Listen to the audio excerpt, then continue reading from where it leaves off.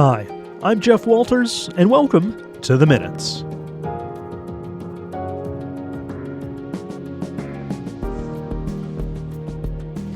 And thanks for listening today. It's great to have you along on The Minutes for the week of October the 21st, 2024. This is a City of Thunder Bay podcast. The Minutes takes a look at what happened at Thunder Bay City Council this past week. You can find The Minutes wherever you get your podcasts, including our YouTube channel and our website, thunderbay.ca/The Minutes. If you want to keep your finger on the pulse of what's happening at City Hall, just hit that subscribe button.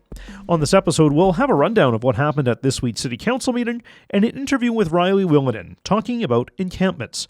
There's a lot of discussion about a potential temporary village at Council on Monday night, and we'll hear all about it. But first, though, some recognition this week for city staff as it is Employee Appreciation Week. There are about 2,000 employees at the City of Thunder Bay, and it's also Local Government Week. It's a chance for municipalities to show off their services and feature staff who make frontline contributions every day to the services that you use, like parks, water, garbage, or swimming lessons. Now, Council heard on Monday night about a restructuring taking place at the city, which starts on November the 4th. It includes the creation of a growth department. This is a 2-year project. The creation of the new department means corporate communications, strategy and engagement, development services, and staff working with the Housing Accelerator Fund will be moved to the growth department. The focus of this department is to encourage growth in Thunder Bay. Kerry Marshall will be the commissioner of this new department. As with this reorganization, general managers will now be known as commissioners. As well, Matt Pearson has been appointed as the senior advisor of growth, who will support a task force that will create a growth strategy and action plan. The change also means a name change for infrastructure development and operations to infrastructure and operations. Kayla Dixon will become the commissioner for this department. Superior North EMS will also move to community services as part of the reorganization. As well, the office of the city treasurer will become the finance department, and Andrea Morrison will become the director of finance. Again, all of these changes take effect on November the 4th.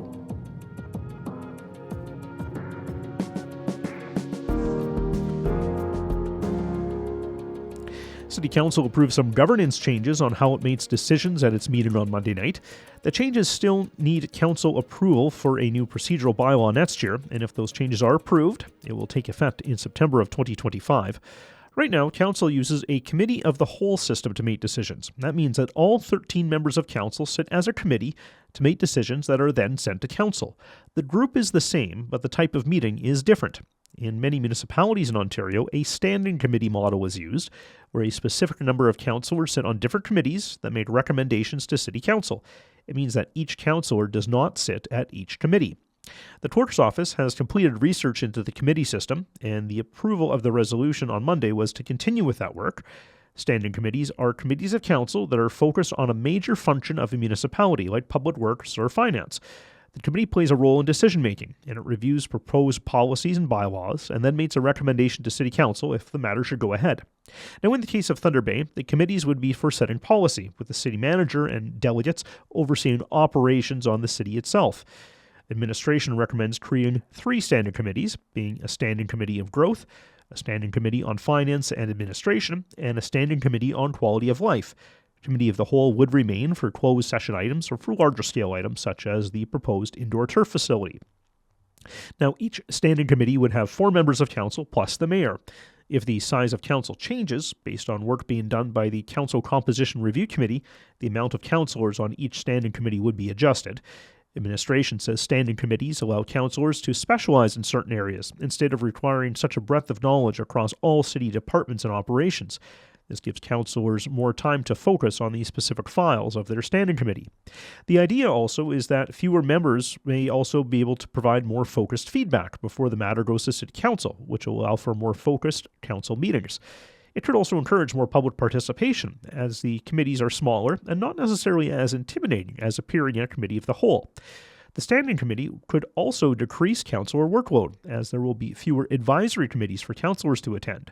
Now, on the contrary, if there are too many standing committees, councillors can again be overloaded with meetings. It can also lead to discussions at City Council either being drawn out with members that are re-debating what the committee has already spoken about, or items approved without council knowing all of the details. Administration notes that there needs to be a balance with the standing committee system. As well, this system can slow down decision-making, as proposals may need to go through multiple levels of review prior to getting to a city council meeting. Now, Thunder Bay has had standing committees before, from amalgamation until 1987. Since that time, Committee of the Whole has been broken into sections, but the entirety of council is at Committee of the Whole. The Court's office reviewed communities in Ontario with more than 85,000 people and found that 8 municipalities had standing committees, while 4 had a Committee of the Whole system. Along with all of this work, the Court's office will also review the number of advisory committees in Thunder Bay. Currently, there are 20, of which 4 are required by legislation. As well, the standing committee structure would allow for the creation of a consent agenda, where items like information reports and other matters that are adopted then as a group instead of individually. This is already done for bylaws at City Council. The next update on this project will come to Council in the second quarter of 2025. If that is passed, the changes will be in place for September of 2025. To help build more homes in Thunder Bay, housing grant applications are now available on the city's website. If you're a homeowner looking to add additional units like basement suites or backyard homes, or a developer looking into multi-unit housing, then these grants are for you. Apply today at buildthunderbay.ca.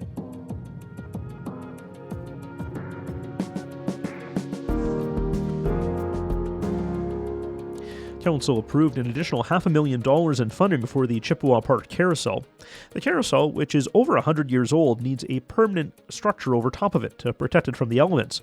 There was also discussion at Council about moving the carousel this week, but it was noted that some of the funding is based off of the carousel staying at Chippewa Park. Back in 2020, Council then approved a plan to apply for a $500,000 grant from Heritage Canada. The group awarded the city $450,000. In 2020, the Carousel project was expected to cost about $1.6 million. And since that time, the cost of the enclosure has gone up to about $2.2 million. The Friends of Chippewa Park, a group that has advocated to preserve the carousel, has applied to FedNor for $250,000 in funding. That application is still outstanding. The province has also committed $800,000 to the project. However, that money is contingent on the project being fully funded by the end of November 2024. Administration recommended using $300,000 from the Municipal Accommodation Tax Fund and about $284,000 from the Renew Thunder Bay Reserve Fund to make up the difference in funding. Based on the change in cost and funding, the project is now 56% funded by external grants, 24% by Renew Thunder Bay, 13% from the Municipal Accommodation Tax, and the remainder from city capital funding. The city owns the carousel. And some good news, Thunder Bay. A second leaf and yard waste collection is coming on your regular recycling day between October the 29th and November the 8th. Leaves are falling now, so make sure that you use your craft paper bags to bag your leaves and bundle your brush with string or twine. There is no collection limit. If you have any questions, you can call City Dispatch at 807-625-2195 or visit thunderbay.ca/leaf-and-yard.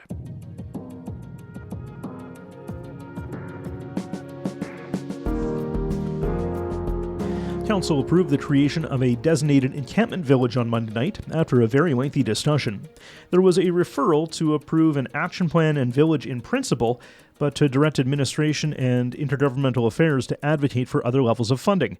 Now that referral lost, and Council voted and passed the original resolution. The decision comes as Council also discussed at length the future of encampments in Thunder Bay. Council also received letters of support from the Thunder Bay District Social Services Administration Board, the Thunder Bay District Health Unit, St. Joseph's Care Group, Elevate NWO, Thunder Bay District Mental Health and Addictions Network, and Nujimoing Satrodian Health Team for the proposed concepts that were presented on Monday. Up to $5 million will be taken from the Renew Thunder Bay Reserve Fund to build a temporary village. City Council previously approved a funding cap of $4 million to deal with encampments by creating a temporary shelter area. An additional $1 million would be available to improve the area where the temporary shelters would be built. Administration says the site, which would either be at the Cam River Heritage Park or a parking lot on Miles Street, would be temporary. Administration says it will look for other external funding, but at the moment, city funding is all that is available for the temporary village. Up to 80 units would be built at the site on Miles Street at a cost of about $4 million. The Cam River Heritage Park site could host 100 units and would cost about $6 to $6.8 million to construct. At this time, operating costs for both sites are unknown, but administration says it would cap municipal contributions at $1.5 million annually. City administration says without the village, there would not be enough viable indoor options to reduce the number of encampments in Thunder Bay. The creation of the village is the cornerstone of the 10-point action plan on homelessness. The village is designed to be a short-term solution and relies on the increase of available housing in Thunder Bay and is designed to get people into stable housing. The village would have units that are prefabricated or modular with heating, cooling, and power.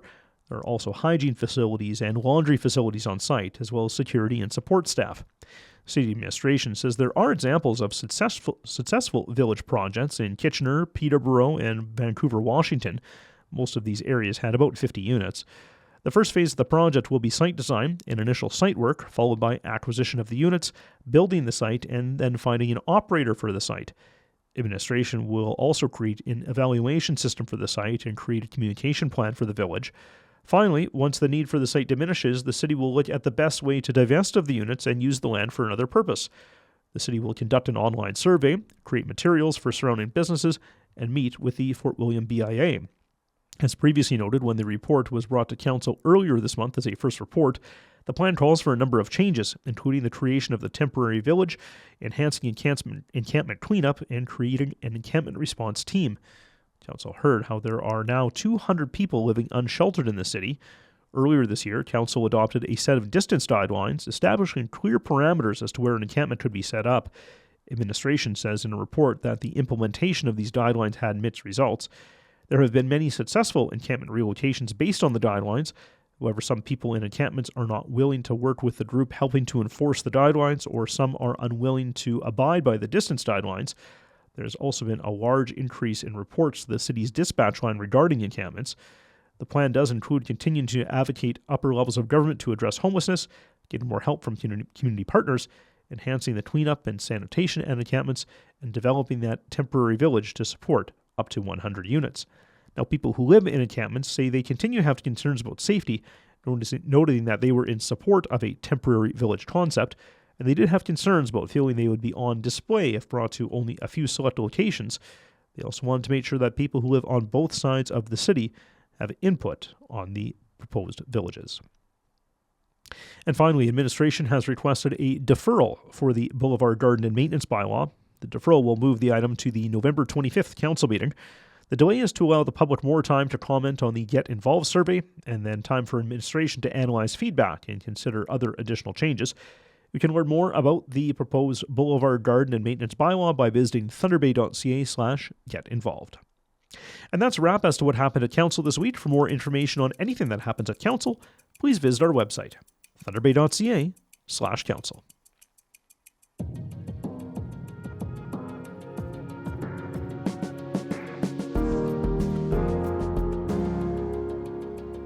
We've heard lots about encampments over the past year at City Hall, the creation of guidelines, talk about more permanent housing options. How Thunder Bay deals with the homeless population generates a lot of discussion. On Monday, administration gave Council a bit of a roadmap on how encampments could be handled in the near future. It's a pricey concept. It just generated a lot of discussion around the Council table. It's the creation of a village where people who are currently in encampments could live. Rilee Willianen is the drug strategy specialist with the city, and she has been working on the encampments file. Rilee, thanks for coming into the Minute Studio today. Thanks, Jeff. Happy to be here. A late night for you last night. Mm-hmm. Yes, so I'm glad that you can make it. I'm glad that you can make it in today. If we go back a few months, there were encampment guidelines that were first approved by Council. So that's kind of what kicked this all off, I think. How did those work? So the guidelines have seen some really great successes. We've certainly used them through our community partner to support several successful relocations. There have been a very, very select few circumstances where perhaps the voluntary enforcement of those distance guidelines hasn't been so successful. So recognizing this and also that the numbers are continuing to rise, it's created quite a capacity overload on administration and our community partner to respond to all the numbers of complaints that have come in regards to the distance guidelines. We knew we had to do a bit more.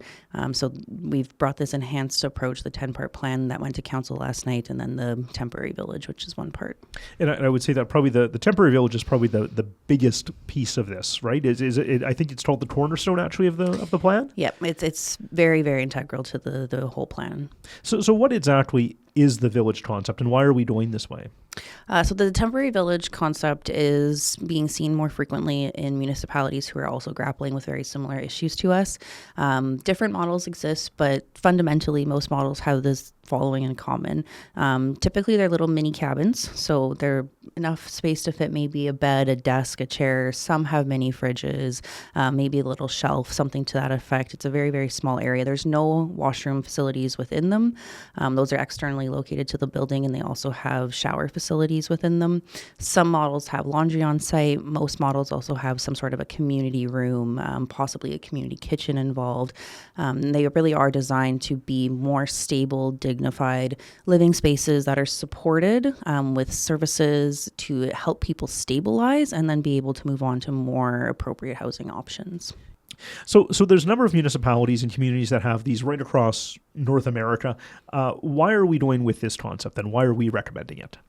So recognizing that housing is the ultimate goal, there's great successes being made by the Thunder Bay District Social Services Administration Board and other housing service providers. We also know that construction takes time, and people living on the street, people living in encampments, they can't afford to wait the time to have those housing options available. So this temporary village model, it's a rapid response measure to the crisis at hand. It is a temporary stopgap measure to get people out of tents and into something that provides them more stability, more security, with the ultimate goal of helping them transition into actual housing. And where could this potentially go? So administration has identified 2 lots. The first lot is 114 Miles Street East, and the second lot is Cam River Heritage Park. Both those sites were selected for a few reasons. One, their surface area is quite large, and so they can fit a large capacity of units, which we know we need because the numbers of people experiencing unsheltered homelessness in our community are very high. Second reason, the lots are located in downtown cores, which is where many supports and services that people experiencing homelessness are to access. And if you want people to have success in exiting the village and getting into housing, you need to make sure that they are in close proximity to the supports and services that they access. And the third reason being that a couple months ago, well, I guess almost a half a year ago, we did a public consultation on designated encampment sites. Those public consultation results, though a designated encampment and a temporary village are different, I want to be very clear that they are not the same thing. They are similar in that they are managed spaces to address the encampment's crisis. So in those public consultation results, what we saw was of the folks that were supportive of designating encampment locations, 82% were supportive of using a vacant lot for a designated site, and then I believe it was 48% were supportive of having a park without active programming as a designated site. So it is reasonable to extrapolate those results might transfer over to the similar support for a temporary village initiative. Okay. Timelines or anything like that? I know obviously this was just spoken about last night, but what were we looking at for timelines? So we are aggressively pursuing this. The goal is to have the village up and operating by the end of April. We fully recognize that that is an aggressive goal, but we also recognize that that is usually around the time when the numbers of people living unsheltered in our community really sharply rise. So if we want to have a chance of getting people into those more stable units, we really need to pursue this aggressively. You were at council last night, and this was certainly a topic with a lot of discussion last night. What was kind of said around the council table? Yeah, so there, mixed opinions, of course. There was certainly fair concerns about the cost. We recognize that this is a expensive initiative. Also want folks to know that administration is very committed to pursuing cost recoveries, and we are also very confident that we'll be able to attain those. There's different avenues we can pursue for those cost recoveries. There are other orders of government, so the federal and the provincial levels, with some signals already from those levels of government that there are future funding announcements coming to address encampments. There's also community organizations, sponsorship opportunities, there's local charities and foundations. So although the price tag is something to certainly be concerned about and keep top of mind, we are going to do everything we can to make sure that we are recovering as much of those costs as possible. One thing you mentioned there is that, obviously the village is sort of the cornerstone of this. This is a big piece of dealing with designated encampments. What are some of the other priorities that you want to highlight from the plan? So we are endeavoring to establish a People with Lived Experience Advisory Committee. We know through working with community partners that the people who are most impacted by these decisions have the most expertise in this area. So the People with Lived Experience Advisory Committee will be established from people who either have current living experience being in an encampment or have previously lived in an encampment, and they will be integrated throughout the process to make sure that we're doing things in the best way possible and making good decisions that will have good outcomes. Where does this set us up for the future? Where do we go from here? So our next immediate steps as administration is to do some public consultations. There's 3 main consultation efforts planned. We are engaging with the Fort William Business Improvement Association board today. Then we have a public survey that we'll be launching today as well. That'll be open for 1 week.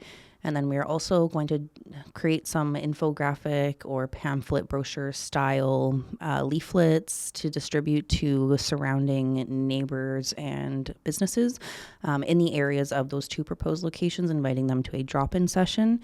In the future, those public communication and education efforts will continue. They will be very key to making sure folks are aware of what this village is and what this village is not, and fostering buy-in, because the village is really good for the broader community as well, not just the residents that live there. We see great successes from other communities in the realm of cleanliness, public safety, public health improvements. So as we move forward, that public communication and education will really be a strong focal point. Rilee, appreciate you coming in today. Thank you very much. Thanks, Jeff. Rilee Willianen, she is the drug strategy specialist with the city, and she joined me here in the Minutes studio. And a big thanks for listening to the Minutes this week. Of course, if you want more information about City Council, agendas, or minutes, just visit thunderbay.ca/council. If you want to listen to past episodes or maybe provide some feedback, visit thunderbay.ca/theminutes. You can also find the Minutes wherever you get your podcasts. Plus, you can find us on YouTube and on our website as well. It's thunderbay.ca/theminutes.